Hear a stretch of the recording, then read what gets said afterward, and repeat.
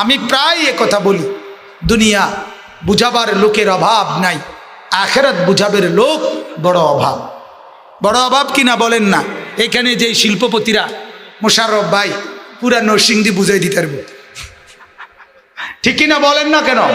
ওই যে আরেক বেটা ইকবাল ভাই পুরা ঢাকা বুঝাই দিতে পারবো, সুতা কারে কয়, শার্ট কারে কয়, কোম্পানি কিতা বালা বুঝে এগুলো।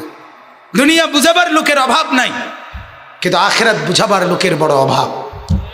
সারাদিন দুনিয়া বুঝাচ্ছে সবাই সবাই সবাই। আমি নিজে দেখছি ক্ষেতের মধ্যে লুঙ্গি পরা আপনার ব্যক্তি কাজ করতেছে, ক্ষেতের মধ্যে সবজি, ওই ব্যক্তিকে দেখছি প্রাইভেট কার থামাইয়া চারজন ওই আপনার বীজ বা এই জাতীয় কোনো কোম্পানির লোক তারা পাশে বৈশা তারে বুঝাইতে আছে। তাহলে দুনিয়া ফুলকপি আর ফাতা কফি এইটা বুঝানোর জন্য আপনার লোক চারজন অফিসার, আখেরাত বুঝাবার লোক কই? কই? মা তার সন্তানকে আখেরাতের কথা মনে করায় না, বাবা তার সন্তানকে আখেরাতের কথা মনে করায় না, বড় ভাই ছোট ভাইদেরকে আখেরাতের কথা মনে করায় না, বোন তার ভাই বোনদেরকে আখেরাতের মতো মনে করায় না, চাচা মামা ফুফা খালু এতগুলো মানুষ, একজন মানুষের বাবা মা দাদা দাদি নানা নানি চাচা মামা ফুফা খালু ভাই বোন বোন জামাই বড় বোন, এতগুলো মানুষ যদি একবার করে দুইবার করে 10 বার করে এই বাচ্চাটাকে আখিরাত আর পরকাল, নামাজ আর বন্দেগী, কবর আর হাসরের কথা মনে করাইতো, খোদার কসম সে এত ভুলতো না। আজ যে পরিমাণ ভুলে গেছে। মুসলমানের ছেলে ফজরের নামাজ কখন পড়ে ভুলেই গেছে। লক্ষ লক্ষ কোটি কোটি মুসলমানের ছেলে ফজরের নামাজ কখন পড়ে ভুলেই গেছে। আমার শায়েখ আল্লামা মুফতি মুশতাকুন নবী সাহেব বলে, ভুলে গেছে না শুধু, ভুল না ভি ভুল গিয়া, ভুলে গেছে যে এটাও ভুলে গেছে। ফজর নামে যে একটা নামাজ আছে এটাই মনে নাই। নামাজ মানেই জুমার নামাজ, নামাজ মূলত 1 ওয়াক্ত, বাকি 5 ওয়াক্ত এটি আমরা অল্প কয়েকজন বেকুব আমরার বানানো। এটি নামাজ শুধু জুমা, যার কারণে সবাই জুমা পড়ে, বাকি নামাজগুলো পড়ে না। তার মানে আল্লাহকে বুঝায় যে আল্লাহ আপনি ফরজ করছেন যেটা এটা পড়ছি, আরে হুজুররা বানাইয়া কইছে যেটা এটা মানছি না। তো নাইলে কি বলে? ঠিক না কথাটা? নাইলে কারণটা কি? শনিবার রবিবার সোমবার মঙ্গলবার বুধবার বৃহস্পতিবার আল্লাহকে মনে হয় না কেন? কেন মনে হয় না? আল্লাহ তাআলা আমাদেরকে বুঝ দান করেন।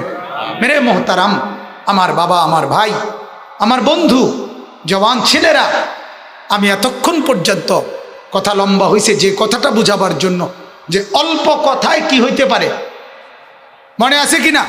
অল্প কথায় কি হইতে পারে? কিন্তু কার? যার চোখ আছে, যার কান আছে, যার দিল আছে। এজন্য আল্লাহ কোরআনে বলছে কাফের যারা, তাদের লাহুম কুলুবুন লা ইয়াফকাহুনা বিহা। জাহান্নামী কেন জাহান্নামী? আল্লাহ নিজে বলছে তার দিল ছিল কিন্তু সেটা কিছু বোঝে নাই। ওয়ালাহুম আয়ুনুন লা ইউবসিরুনা বিহা, তার চোখ ছিল কিন্তু কিছু দেখে নাই। ওয়ালাহুম আযানুন লা ইয়াসমাউনা বিহা, কান ছিল কিন্তু কিছু শুনে নাই। এই জন্য জাহান্নাম, এই জন্য জাহান্নাম। তার মানে কি? সমস্ত জাহান্নামী মূলত দুনিয়াতে অন্ধ ছিল, ঠিক না কথাটা? যারা অন্ধ তারাই মূলত জাহান্নামী, যারা বধির কানে শুনে না তারাই মূলত জাহান্নামী, নাকি? যারা পাগল কিছুই বুঝে না তারাই মূলত জাহান্নামী? না না, আল্লাহ বলেন তোমাদের দৃষ্টিতে তো তোমরা দেখছো চোখ আছে, কান আছে, দিল আছে, কিন্তু আমি দেখছি চোখ নাই, কান নাই, দিল নাই। কারণ যেই দিল আমাকে ভাবে না ওইটা কোনো দিল না, যে কান আমার আজান শুনে না সে কোনো কান না, যেই চোখ আমার কোরআন দেখে না, আমার বন্ধুর হাদিস দেখে না, ওইটা কোনো চোখ না, ওইটা দুনিয়ার ভোগবিলাস জন্তু জানোয়ারের মতো উপভোগ করছে। জন্তু জানোয়ার যেমন দুনিয়া ভোগ করছে ওইটাও ভোগ করছে। আল্লাহ আমাকে মাফ করে দেন। আল্লাহ তাআলা আমাদের কলিজার মধ্যে বুঝ দান করেন। আচ্ছা, মাশাআল্লাহ, বলেন আলহামদুলিল্লাহ, সকলেই বলেন আলহামদুলিল্লাহ। হযরতের জন্য আমার শায়েখ আরিফ বিল্লাহ হাকিমুন নফস আল্লামা মুফতি মুশতাকুন নবী কাসিমি হযরত দামাত বারাকাতুহুমের জন্য আমরা সবাই দোয়া করব। আল্লাহ তাআলা তাকে পূর্ণ সেহত আফিয়ত দান করেন, বলেন আমিন। সবাই বলেন আমিন। সারা বাংলাদেশ থেকে বিশ্বাস করেন এই পরিমাণ মাহফিল ওনার কাছে চায়, যদি কাইটটা টুকরা টুকরা করে ফাটান যাইত তাইলেও চাহিদা পূরণ করা সম্ভব। বেচারা কি করবে, কিভাবে সম্ভব? একজন মানুষ কি করবে? আল্লাহ তাআলা হিম্মত দান করেন, আল্লাহ তাআলা সুস্থতার এক জিন্দেগি দান করেন, বলেন আমিন। মুহতারাম হাজিরিন, আমি যে আয়াতটা পড়ছি এই আয়াতটা আল্লাহ তাআলা আমাদেরকে পরকালই মনে করাই দিছে, যেটা আমি এতক্ষণ বলে ফেলছি। এটাই মূল কথা। আপনি শুধু আয়াতের তর্জমা দেখেন। আপনি যান, সময় দিব,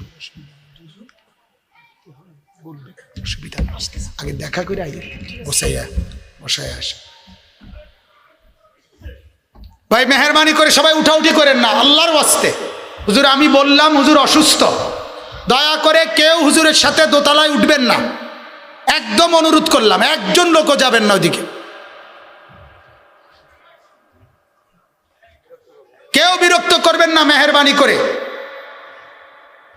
দয়া করে। ইনশাআল্লাহ এখানে আসলেই হযরত কথা বলবেন। হ্যাঁ আসছে, নামছে। মেহরবানি করে কেউ বিরক্ত করবেন না, আমার অনুরোধ। আপনারা কেউ উঠেন না। এই যে ভাই উঠলেন কেন আপনি? ওই চাদরওয়ালা আপনি উঠলেন কেন? কেউ উঠে যাবেন না, উপরে যায়েন না, অতিরিক্ত কেউ সফর সঙ্গী ছাড়া যায়েন না ভাই, আল্লাহর ওয়াস্তে। বারবার বলছি আমি অসুস্থ হুজুর, মেহরবানি করে কেউ ইনশাআল্লাহ আসবে। ইনশাআল্লাহ আল্লাহ তাআলা পুরি সেহাত আফিয়ত দান করেন, বলেন আমিন। আল্লাহ তাআলা আপনাদেরকে সবাইকে সুস্থতার হায়াত দান করেন।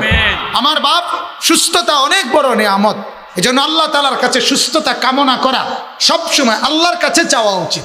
আল্লাহ তাআলা আমাদেরকে সুস্থতার জীবন দান করেন।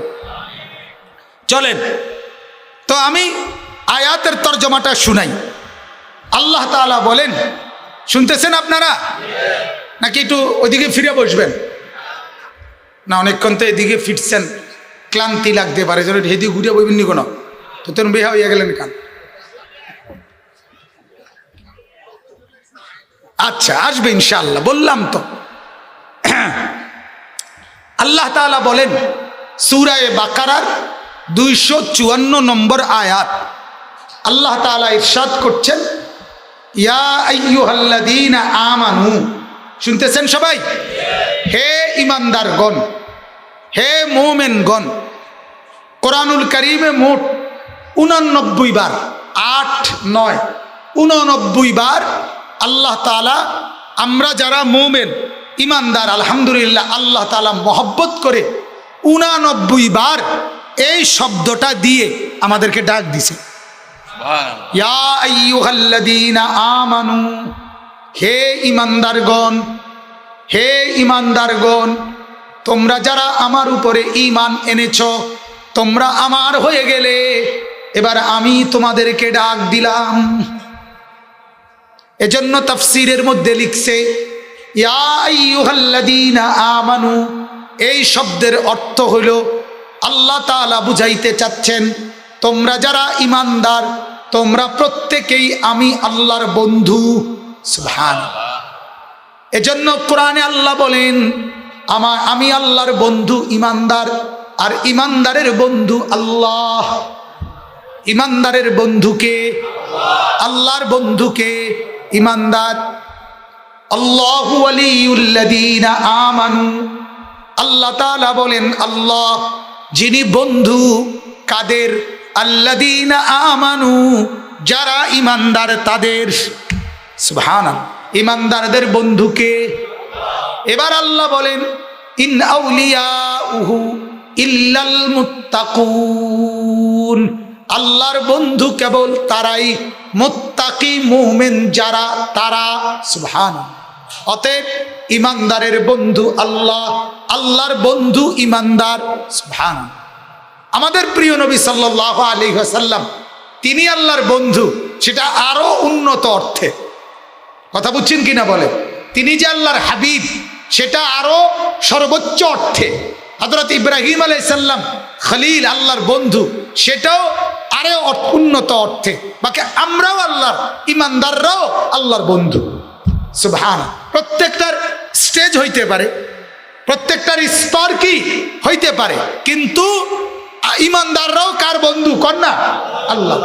এই জন্য আল্লাহ তাআলা বলেন, ইয়া আইয়ুহাল্লাযীনা আমানু, হে ইমানদারগণ, মানে হে আমার বন্ধুগণ, হে আমার কে?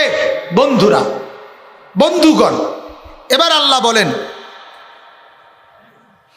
আনফিকু মিম্মা রাযাকনাকুম, হে আমার ইমানদারগণ, হে আমার বন্ধুগণ, তোমরা যেহেতু আমার উপরে ঈমান এনেছ, আমার বন্ধু মুহাম্মদুর রাসূলুল্লাহ সাল্লাল্লাহু আলাইহি ওয়াসাল্লামকে মেনে নিয়েছ, অতএব আমি তোমাদেরকে বলছি, আনফিকু মিম্মা রাযাকনাকুম, তোমাদেরকে যত রকমের রিজিক দিয়েছি সেই সব রিজিক থেকে আমার রাস্তায় ব্যয় করো। কার রাস্তায়? আবার বলেন, কার রাস্তায়? কি থেকে ব্যয় করবেন? আল্লাহর দেওয়া রিজিক থেকে। কার দেওয়া রিজিক থেকে? বলেন, আল্লাহর দেওয়া রিজিক থেকে। এই রিজিক বলতে আগে অল্প কথায় বোঝেন, রিজিক বলতে শুধু যে ভাত এটা না, শুধু যে চাল, শুধু যে তরকারি, শুধু যে রুটি, এটাকেই শুধু রিজিক বলে না। মাথার চুল থেকে পায়ের নখ পর্যন্ত আল্লাহ তাআলা আমাদেরকে যা কিছু দিয়েছেন এবং চতুর্দিকের দুনিয়ায় উপভোগের জন্য আল্লাহ তাআলা এই যে জগতে আমাদের জন্য যা সাজিয়েছেন সব আল্লাহর দেওয়া রিজিক। হুয়াল্লাযী খালাকা লাকুম মা ফিল আরদি জামিআ, কোরআনে আল্লাহ তাআলা বলেন, তিনি আল্লাহ যিনি জমিনের সব কিছু তোমাদের জন্যই বানিয়েছেন। আল্লাহ তাআলা কোরআনুল কারীমে আরো বলছেন যে আল্লাহ তাআলা সব কিছু তোমাদের বশীভূত, তোমাদের আয়ত্তে, তোমাদের নিয়ন্ত্রণে আল্লাহ তাআলাই করে দিয়েছে। সুবহানাল্লাযী সাখখারা লানা হাদা, এই যে সাখখারা লানা, আল্লাযী সাখখারা, যিনি অধীনস্থ করেছেন। এই যে আপনি শূন্যে বিমানে উঠছেন, এই যে আপনি নদীতে, সাগরে লঞ্চার, স্টিমার আর জাহাজে চড়ছেন, এই যে আপনি রোডে গাড়ি, সিএনজি, প্রাইভেট কার এগুলোকে চড়ছেন, এই যে আপনি শূন্যে চড়তেছেন, এই যে আপনি পানিতে ভ্রমণ করছেন, এই যে আপনি শূন্যে উঠতেছেন, এই যে আপনি দুনিয়া ভোগ করছেন, আলো, বাতাস, রোদ, বৃষ্টি, সকাল, বিকেল, আসমান, জমিন, গ্রহ, নক্ষত্র, চন্দ্র, সূর্য, ক্ষেত, ফসল, জমিন, বাড়ি, বিল্ডিং, স্ত্রী, সন্তান, ছেলে, মেয়ে, পাড়া, পড়োশি, আয়, ব্যয়, রোজগার, ইনকাম, টাকা পয়সা, ভাত, চাল, রুটি, তরি, তরকারি, যা কিছু আছে রব্বে করিম বলেন, এগুলো আমি আল্লাহ আমার দেওয়া রিজিক তোমাদেরকে দিলাম। সব তোমার জন্য, সব তোমার জন্য। ইবনে আদম, হে বনি আদম, হাদিসে কুদসি, খালাকতুল আশিয়া লিআজলিক, আল্লাহ তাআলা বলে, হে বনি আদম, সব কিছু চতুর্দিকের আমি না তোমার জন্য বানাইছি। কার জন্য? ওয়া খালাকতুকা লিআজলি, আর তোমাকে না আমার জন্য বানাইছি। সারে দুনিয়া তেরে লিয়ে, তু সির্ফ মেরে লিয়ে। सारे दुनिया तेरे लिए, तू सिर्फ मेरे लिए। तमाम दुनिया তোমার জন্য, তুমি শুধু আমার জন্য, আমার জন্য। আল্লাহ তাআলা, ওহ, এটার মধ্যে কি মহব্বত! যদি বুঝতাম, যদি এমন একটা দিল থাকতো তো কলিজা ফেটে যেত। এক সাহাবী হযরতে উবাই ইবনে কাব। ও মাইনুদ্দিন ভাই, সবাই বসান না, বসান। এক সাহাবী, শুনেন এদিকে এবার তাকান। এক সাহাবী হযরতে উবাই ইবনে কাব রাদিয়াল্লাহু তাআলা আনহু, সাহাবীর নাম হলো উবাই। বলেন কি নাম? তো নবীজি একদিন ওনাকে ডেকে কাছে বসাইয়া নবীজি বললেন, উবাই, তুমি আমাকে আল্লাহর কোরআন একটু তেলাওয়াত করে শোনাও। কথাটা শোনেন মনোযোগ দিয়ে। এখন ওই সাহাবী বলতেছেন অবাক, ইয়া রাসূলুল্লাহ আকরাউ আলাইকা ওয়াল কোরআন উনজিলা আলাইক। ইয়া রাসূলুল্লাহ, কি বললেন? আমি আপনাকে কোরআন শোনাবো? আরে কোরআন তো আপনার উপরেই নাজিল হয়, আপনি তো আমগরে শুনান, আপনারে আমি শোনাবো কেন? এটা কেমন কথা? আল্লাহ নবী সাল্লাল্লাহু আলাইহি ওয়াসাল্লাম বললেন, উবাই, আরশ আজিম থেকে জিবরাইলকে পাঠিয়ে রব্বুল আলামিন তোমার নাম উল্লেখ করে বলেছে তোমার কণ্ঠে কোরআন শুনতে। সাহাবী এখন কি করবে উনি? মানে উনি কি করলেন? উনি বলতেছেন, আওয়া সাম্মানি রব্বি। ইয়া রাসূলুল্লাহ, কি বললেন এটা? আল্লাহ তাআলা আমার নাম নিছে? নবীজি বললেন, নাম, তোমার নাম নিছে। উনি আবার বললেন, হাদিসে আছে, আওয়া সাম্মানি রব্বি। ইয়া রাসূলুল্লাহ, কি বললেন? আমার নাম, আমার নাম, আমার নাম নিছে আল্লাহ? আল্লাহ নবী বললেন, হ্যাঁ, নাম, তোমার নাম নিয়েছে। সাহাবী আবার বললেন খুশিতে, আমার মনে হয় আর কি, আমি এমনি বলতেছি বুঝানোর জন্য, আমার মনে হয় যেন খুশিতে কথা আটকাইয়া গেছে। ইয়া রাসূলুল্লাহ, আবার বলছে তিনবার, তৃতীয়বার, আওয়া সাম্মানি রব্বি। ইয়া রাসূলুল্লাহ, আল্লাহ আমার নাম, আমার নাম, আমার নাম বলছে? আল্লাহ নবী বললেন, হ্যাঁ, তোমার নাম নিছে। ফাবাকা, হাদিসে স্পষ্ট আছে, ওই সাহাবী তখন অঝরে কাঁদতে শুরু করছে আর বলছে, ইয়া রাসূলুল্লাহ, আমার জিন্দেগির এর চাইতে বড় পাওয়া আর কি হইতে পারে? আমার মনিব আমার নাম নিছে, আমার মালিক আরশ আজিম থেকে আমার মতো এক নাদান গোলামের নাম নিছে, এর চাইতে বড় প্রাপ্তি আর কি হইতে পারে? দুনিয়ার কোন এমপি সাহেব যদি কারোর নাম নেয় আর তাকে যদি আইসা কেউ বলে, আজ না এমপি সাহেবের অফিসে তোমার নাম নিছিল, উনি নিজে তোমার কথা জিজ্ঞেস করছে, সে কি পরিমাণ খুশি হবে? পাগল হয়ে যাবে, পাগল হয়ে যাবে খুশিতে। বউরে আইসা ধমক দিবে, ধমক, এক কথাবার্তা আগের মতো কইন না, হিডি নাইন। আজকেও এমপি সাহেব আমার নাম লইছে ডাইরেক্ট, আমার নাম, কথা তো সহে লাগে না, আইয়ে হুত্তালাই দেখে বোঝো না, ঠিক কিনা বলেন না? বলবে কিনা? চা দোকানে তো আমার মনে দোয়ানদারের শুধু বাইর করে দিও, বাইরে বেড়া সমস্ত বেটা ফলাইন টোলাইন ইটান, আমার নামই বমু শুধু চা দোকান। মানে অর্থাৎ খুশিতে উনি পারে না, ঠেঙালগি দিয়ে হাঁটে আর কি। সেখানে যদি আরশ আজিমের মনিব, গোটা কায়নাতের মনিব আল্লাহ কারোর নাম নেয়, সে কি পরিমাণ খুশি। কিন্তু এর জন্য তো একটা দিল চাই, এটা বুঝার জন্য তো একটা কি দরকার? দিল দরকার, এমন একটা অন্তর তো দরকার। আল্লাহ তাআলা এটাই বললেন, বান্দা শোনো না, এই শুনছো, আমি তোমাকে আমার জন্য বানাইছি, তুমি আমার। কি কথা এটা যদি সামনে বলতো কেমন লাগতো? আল্লাহর ওয়ালারা, আউলিয়ারা ঠিকই অনুভব করে, আল্লাহর পেয়ারা বান্দারা নাই তো সারা রাত উঠে কাঁদে কেন? তাহাজ্জুদের নামাজে এমন লম্বা সেজদা দেয় কেন? ওই যে আল্লাহ পাকের ভালোবাসা, মহব্বত, আদর নিজেদের দেহে অনুভব করে, অনুভব করে। কালান্দার হারছে গুয়াদ, দিদা গুয়াদ, বুজুর্গদের কথা হলে এটা। আল্লাহর নেক বান্দারা যখন কিছু বলে তো যেন চোখে দেখে দেখে বলে, দেখে দেখে মজা পায়।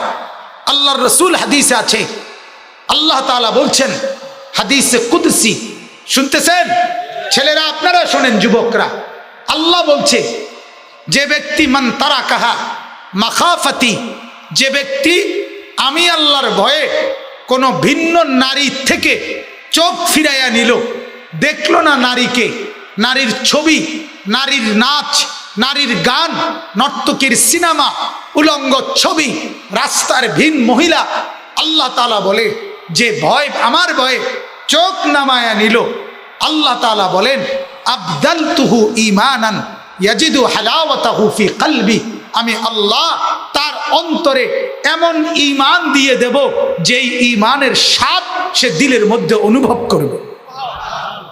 হাদিস, ঈমানের স্বাদ পাবে, ঈমানের মজা লাভ করবে। তাহলে কি বুঝা গেল? কি বুঝা গেল?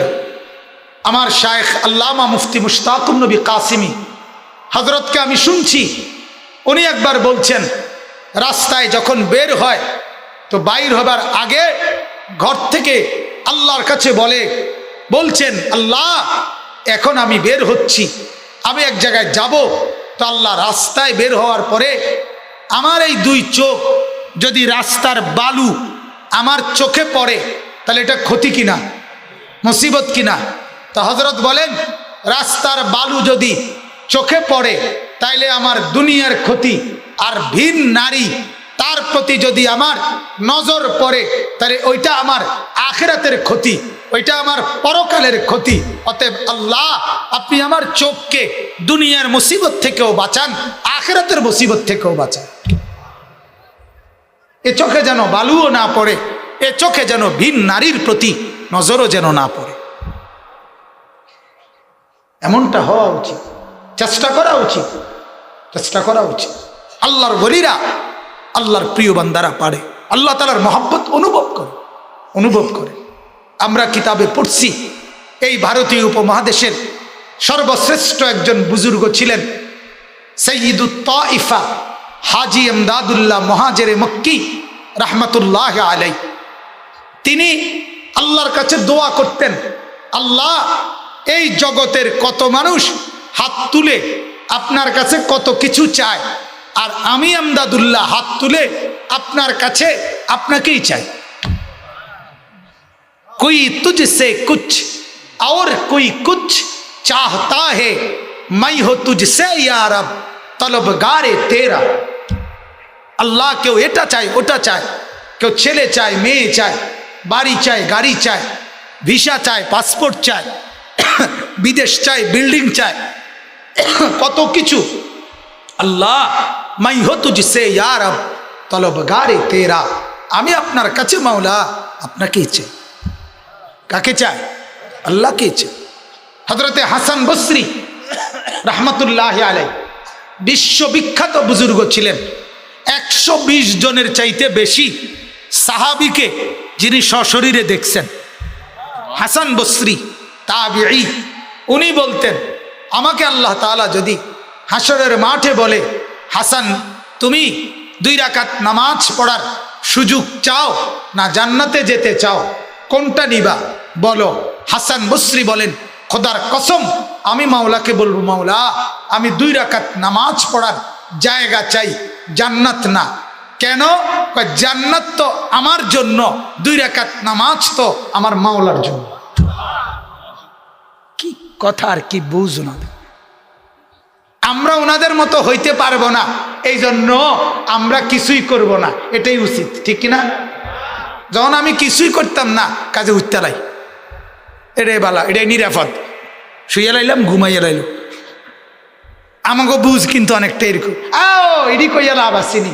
আমরা কি আর তাগো মতো হইতার না? আপনি যখন হইতেন ফাটতেন না কাজে আপনি ঘুমে যান, এটাই আপনি এটা তো পারবেন মাশাআল্লাহ। ঘুমটা তো ভালো বুঝছেন আপনি। বন বিড়ি চা দোকানের গপ এটা তো ভালো বুঝছেন মাশাআল্লাহ, এটা তো খুব বোঝে। হ্যাঁ, ফাকনা ফাকনা আলাপ, পরের বদনাম, গীবত, শাকায়েত, এগুলো তো খুব বুঝেন। আল্লাহ তাআলা আমাদেরকে মাফ করে দেন। অতএব আমার বলার উদ্দেশ্য হলো এটা বড় মহব্বতের কথা। আল্লাহ তাআলা বলেন সারা দুনিয়া বান্দা আমার দেওয়া রিজিক তোমার জন্য, তুমি কেবল আমার জন্য। আমি কার জন্য বলেন? আমরা কার জন্য? আল্লাহ। আর গোটা দুনিয়া কার জন্য? আমার জন্য। তো আল্লাহ তাআলা বলেন,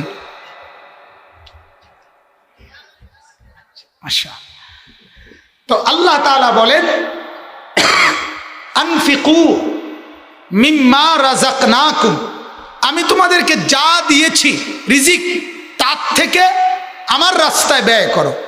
কার রাস্তায়? তাহলে এখানে কয়েকটা অর্থ। এক নাম্বার অর্থ হলো এই দেহ কার দেওয়া? আবার বলেন আল্লাহ। তো আল্লাহর দেওয়া এই দেহে সর্বপ্রথম আল্লাহর ইবাদতের জন্য ব্যয় করো। কথা বলেন না? কার জন্য ব্যয় করেন?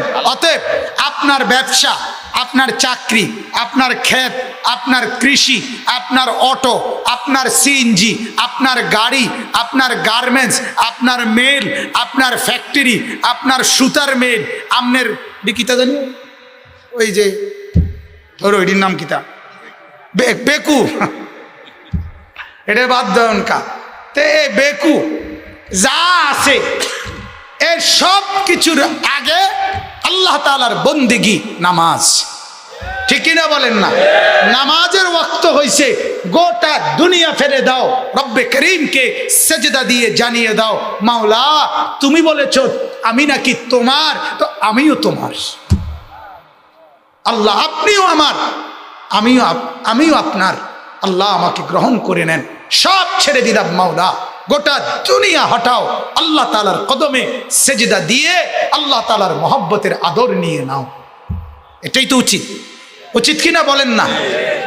হাদিসে আছে, হাদিসে একটা হাদিস তো বললাম, নবীজি সাল্লাল্লাহু আলাইহি ওয়াসাল্লাম হযরতে বেলালকে বলতেন, বেলাল আজানের ওয়াক্ত হইছে, আরে জলদি আজান দাও, কুম দাঁড়াও বেলাল, আরে হিনা বিসসালাহ, আরে বেলাল কলিজাটা ঠান্ডা করো, কলিজা ঠান্ডা করো, আজান দাও, অনেকক্ষণ হয়ে গেছে সেজদা দেই না, সেজদা দিয়ে কলিজাটা ঠান্ডা করি, দাও আজান দাও। এই নামাজের প্রতি আগ্রহ। আরেকটা হাদিস শুনেন, আম্মা জান আয়েশা রাদিয়াল্লাহু তাআলা আনহা, নবীজির স্ত্রী। কার স্ত্রী? নবীজির বিবি। নবীজির বিবি ছিলেন মোট 11 জন, ইন্তেকাল করছে নবীজির হায়াতে 2 জন, আর ইন্তেকাল নবীজির মৃত্যু পর্যন্ত ছিল 9 জন একত্রে। আসরের নামাজের পরে, মাগরিবের নামাজের আগে স্বাভাবিকভাবে আল্লাহ নবী সাল্লাল্লাহু আলাইহি ওয়াসাল্লাম 9 জন স্ত্রীর সাথেই একত্রে কথা বলতেন। এটা নবীজির একটা আমল ছিল, কিতাবে আছে। খুশ গল্প করতেন, আদর করতেন, সোহাগ করতেন, এবং বিভিন্ন কথাবার্তা, মানে স্ত্রীদেরকে সময় দিতেন। সোজা কথা। হযরতে আয়েশা রাদিয়াল্লাহু তাআলা আনহা বলেন, কথাটা খেয়াল করেন, 9 জন স্ত্রীকে নিয়ে আল্লাহর নবী কথা বলতেছেন, হাসি মজাক করতেছেন, আদর সোহাগ করতেছেন। এই অবস্থায় যখনই মাগরিবের নামাজের আজান হযরতে বেলাল শুরু করতেন, হযরতে আয়েশা বলেন, আল্লাহর কসম নবীজির চেহারা মোবারকের দিকে তাকাইলে মনে হইতো আমরা একজন বিবিকেও উনি আর চেনে না, গোটা পৃথিবী চেনে না। এবার তিনি মসজিদে ছুটতেন, এবার তিনি কি হয়ে যেতেন? গোটা দুনিয়া ভুলে যেতেন। আমার মালিকের ডাক আসছে, মুনিব ডাক দিছে, এবার গোটা দুনিয়া ছাড়ো। কি ভাই, এমন একটা জীবন কি আমাদের কোনোদিনও হবে না? কথা বলেন না? সম্ভব না? না, এটা সম্ভব না। 5 ওয়াক্ত নামাজ পড়া সম্ভব না। 5 ওয়াক্ত নামাজ মানে হলো প্রত্যেক ওয়াক্তে একটা সিমেন্টের বস্তা 50 কেজির কমপক্ষে 20 মিনিট কান্দে লইয়া দাঁড়াইয়া থাকা, এটাকেই তো নামাজ বলে, ঠিক না? তো সমস্যা কি? অসুবিধা কি? এটা কি সিমেন্টের বস্তা কান্দেল না আডার বস্তা কান্দেল? তাহলে আপনি সমস্যা কি? সমস্যা হলো শয়তান আমাকে ছাড়ে না, নফস আমাকে ছাড়ে না। এই 2 হারামি, এক হারামি শয়তান, আরেক হারামি নফস, মনের চাহিদা। এই মন যা চায়, মন কোনো কাজ নাই, বসে বসে বিড়ি খাচ্ছে, সিগারেট খাচ্ছে, গল্প করতেছে, গপসপ মারতেছে, মোবাইল টিপতেছে, দুনিয়ার ব্যস্ততা। অথচ ও দুনিয়ার আরেক ব্যস্ততার সামনে এই ব্যস্ততা ঠিকই বন্ধ করে নাস্তার টাইম, দুপুরের খানার টাইম, রাত্রের খানার টাইম, প্রস্রাব পায়খানার টাইম, বন্ধুদের সাথে গল্প করার টাইম, স্ত্রীকে সময় দেওয়ার টাইম, রাত্রিবেলা ঘুমের টাইম, এরপরে মোবাইল রিসিভ করার টাইম, শত ব্যস্ততার ভিতর দিয়েও এগুলোর জন্য ঠিকই সময় মেলে, কিন্তু সেজদার জন্য সময় মেলে না। সব কিছুর সময় আছে কিন্তু সেজদার জন্য সময় নেই, কারণ সিদ্ধান্ত নিয়ে নিছে আমি আগুনে জ্বলবই। আপনি সিদ্ধান্ত নিছেন 5 ওয়াক্ত যারা নামাজ পড়েন না, আপনাদের মূল সমস্যা হইল, আমার ছোট্ট বুঝ হইল, আপনারা নিশ্চয়ই ফেরেশতাকে বলে ফেলছেন যে ভাই আমার নাম আমনে জাহান নামে লিখকে এলাম, হুদা ঘুরে গেড়াইয়া লাভ নাই আর চাইয়া লাভ নাই, লিখ গেলাম। হ্যাঁ, এত জামালের দরকার নেই, লিখ গেলাম। নাউজুবিল্লাহ, আল্লাহ আমাদের সবাইকে মাফ করে দেন। তাইলে 1 নম্বরে আমি বললাম পুরা দেহ কার দেওয়া? আবার বলেন, আল্লাহর দেওয়া। তাহলে এই দেহে প্রথম আল্লাহর চাওয়া, আল্লাহর রাস্তায় খরচ করো, মানে হলো আল্লাহর ইবাদত করো, ঠিক কিনা বলেন না?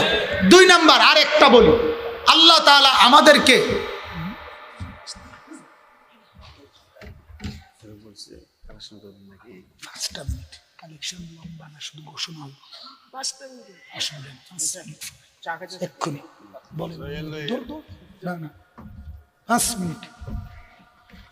তো দ্বিতীয় অর্থটা বলি, তাহলে কথা শেষ। দ্বিতীয় অর্থটা লম্বা না। 2 নম্বর কথা হলো আল্লাহ তাআলা বলেন, বান্দা একদিকে তোমার শরীর, এটা দিয়ে প্রথম আমি চাই আমার ইবাদত। প্রথম কি চাই বলেন না? ইবাদত। 2 নম্বর আল্লাহ তাআলা উপার্জনের যত কিছু আমাকে দিছে, টাকা পয়সা, ধন সম্পদ, মাল দৌলত, এইটা দ্বারা আল্লাহ চায় আমার রাস্তায় খরচ। কার রাস্তায়? আল্লাহ তাআলা বলেন এই সম্পদ, এই মাল 1 টাকা হোক 100 কোটি টাকা হোক আমার দেওয়া। কার দেওয়া? কথা বলেন। যেই কোনোভাবে আপনি টাকা রোজগার করেন তো আল্লাহর জমিনের ভিতর থেকে না বাহিরের থেকে? কথা বলেন না। আসমানের নিচের থেকে না আসমানের উপরের থেকে? মাটির নিচ থেকে না মাটির উপরের থেকে? তো আসমানও আল্লাহর, জমিনও আল্লাহর, সূর্যও আল্লাহর, চন্দ্রও আল্লাহর, আপনিও আল্লাহর, হাতও আল্লাহর, ফাও আল্লাহর, মাটিও আল্লাহর, রড সিমেন্ট ইট বালু সব উপাদান এগুলো তো আল্লাহর। আপনার কি তা? কথা বলেন না কেন? আমার কি? কিছুই না, সব কার? আল্লাহ। তো আল্লাহ তাআলা বলেন আমি তোমাকে যে মাল সম্পদ দিয়েছি তার দ্বারা যাকাত, দান, সাদাকা, ফিতরা, নফল বিভিন্ন খাতে ব্যয়, যেগুলো দ্বারা নেকি হয়, যেগুলো দ্বারা সওয়াব হয়, আখিরাতের পুঁজি হয়, জান্নাতের ঘর হয়, কবরের আযাব মাফ হয়, জাহান্নামের আগুন হারাম হয়, এমন রাস্তায় তুমি বেশি বেশি দান করো। বলেন আলহামদুলিল্লাহ। এবার শুধু তর্জমাটা শুনেন। আল্লাহ তাআলা বলেন তুমি শরীর দিয়ে, আমার দেওয়া শরীর দিয়ে ইবাদত করো, আমার দেওয়া মাল দিয়ে আমার রাস্তায় খরচ করো। কোন সময় পর্যন্ত? আল্লাহ বলেন এই কথাটা খুব দরকার, দেখেন তর্জমাটাই যথেষ্ট। আল্লাহ তাআলা বলেন একজন মানুষ উপার্জনের জন্য দুনিয়ায় বিভিন্ন রকমের বেচা কিনা উপার্জন করে। 2, মানুষ নিয়মিত বিভিন্ন প্রয়োজনে অপরের সাথে বন্ধুত্ব সম্পর্ক করে। 3, মানুষ বিভিন্ন প্রয়োজন পূরণের জন্য কারো না কারো সুপারিশ ধরে। আপনি বলে দেন। আল্লাহ তাআলা বলেন মিন কাবলি আন ইয়াতিয়া ইয়াউমুন, আমার বান্দা এই দেহ দিয়ে ইবাদত করো, এই মাল দিয়ে দান করো, ওই সময়, ওই মাঠ, ওই দিন, ওই হাসরের ময়দান আসবার আগে, যেই দিন লা বাইউন, কোনো বেচা কিনা উপার্জন থাকবে না, ওয়ালা খুল্লাতুন, কোনো বন্ধুত্ব মহব্বত থাকবে না, ওয়ালা শাফাআতুন, কোনো সুপারিশ কারো থাকবে না। আচ্ছা কি সুন্দর কথা, চিন্তা করছেন? যেদিন কোনো উপার্জনের মাধ্যম থাকবে না, যেদিন কোনো বন্ধু বান্ধব থাকবে না, যেদিন কোনো কারো তোমার পক্ষে একজন মানুষ আরেকজন তোমার পক্ষে সুপারিশ করে দিবে, এরকম কেউ থাকবে না। আল্লাহ বলেন এমন একটা কঠিন হাসরের মাঠ যেদিন কেউ নাই, ডানে বামে কেউ নাই, তুমি একাই একা, একাই একা, একাই একা। সেই ভীষণ হাসরের ময়দানে যাওয়ার আগেই এখন এই দেহ দিয়ে, আমার দেওয়া দেহ ইবাদত করো, আমার দেওয়া মাল আল্লাহর রাস্তায় খরচ করো। ওয়াল কাফিরুনা হুমুজ জালিমুন, আল্লাহ বলে যারা নাফরমান, যারা পাপী, যারা অবাধ্য, যারা আমার কথা শুনলো না, শরীর দিয়ে বন্দিগি করলো না, মাল দিয়ে আল্লাহর রাস্তায় খরচ করলো না, আল্লাহ বলেন তারাই হলো জালেম, জালেম, জালেম, জালেম। এবার আপনি আপনার পরিচয় ঠিক করেন, আপনি কি জালেম নাকি মুমিন? কথা বলেন না, আমরা কি হতে চাই? মুমিন হতে চাই না জালেম হতে চাই? আল্লাহ তাআলা আমাদেরকে তৌফিক দান করেন, বলেন আমিন। মোহতারাম হাজিরিন, কোরআনুল কারীমের সূরা বাকারার 254 নম্বর এই আয়াত আমি সংক্ষেপে আপনাদেরকে এটাই বুঝাইলাম। এই দেহে ইবাদত করেন, মাল আর সম্পদ আল্লাহর রাস্তায় দান করেন, বলেন আলহামদুলিল্লাহ। এই কথার অর্থ লম্বা কালেকশনের জন্য এটা গুছাইয়া আনছি এরম না, বিষয়টা এটা না, বরং আমি শুধুমাত্র আপনাদেরকে শোনাবার জন্য। আলহামদুলিল্লাহ, আমাদের এই মসজিদ, এই ঈদগাহ, এখানে একটা কবরস্থান, এইটা আমাদের একটা কমপ্লেক্স। আলহামদুলিল্লাহ, মসজিদ 3 তালা হয়েছে, ঈদগাহ অনেক বড় সড়ো হয়েছে, কবরস্থান নতুন করে অনেক সৌন্দর্য বর্ধনের কাজ হচ্ছে। তো এই মসজিদটার 3 তালায়, আপনার উপরে 3 তালার মধ্যে পুরা কাজটা শেষ হয় নাই। 3 তালার ওই কাজটা আপনার টাইলস লাগানো দরকার, নিচে ফ্লোর টাইলস, এরপরে আপনার সিমেন্ট, এরপরে কিছু মজুরি, এই কিছু কাজ বিভিন্ন সময় ঈদের নামাজ বিশেষ করে পুরা 3 তালার ছাদ ওইটা পর্যন্ত লাগে। যার কারণে আলহামদুলিল্লাহ, আমি হুজুর এখনই আসবেন, আসতে চাচ্ছেন 5টা মিনিট, শুধু আপনাদেরকে একটা কথা আগে শুনাই, আরেকটা আবেদন। একটা হলো আলহামদুলিল্লাহ, আমাদের আজকের এই মাহফিলের যিনি